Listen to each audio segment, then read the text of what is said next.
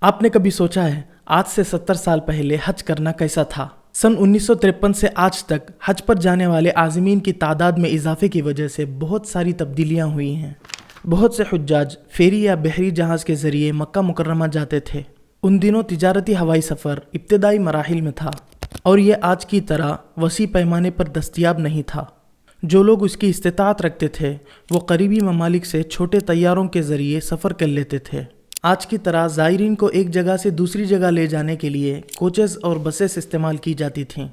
حج کی جگہوں پر صرف مسلمانوں کو داخل ہونے کی اجازت تھی۔ گھروں اور ہوٹلوں کو مقدس مسجد کے احاطے سے باہر دیکھا جا سکتا ہے۔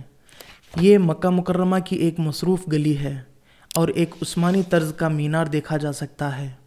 یہ مسجد حرم کا ایک داخلی راستہ ہے اور داخلی دروازے کے باہر نمازی دیکھے جا سکتے ہیں۔ یہ خانہ کعبہ اور مطاف کا علاقہ ہے۔ اس وقت دوسری منزلیں نہیں بنی تھیں۔ یہ خانہ کعبہ کا قریبی منظر ہے۔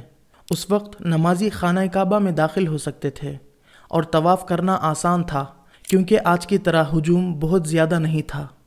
یہ مسجد حرم کے قریب بازار اور سٹالز ہیں۔ حجاج اپنی قربانی کے جانوروں کا انتخاب کر سکتے تھے اور اپنے مویشی حج کے دوران اپنے ساتھ رکھتے تھے۔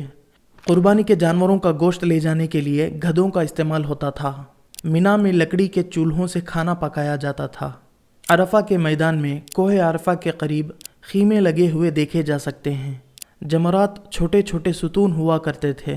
حجاج خود کو ٹھنڈا رکھنے کے لیے برف کے ٹھنڈے مشروبات پیتے تھے۔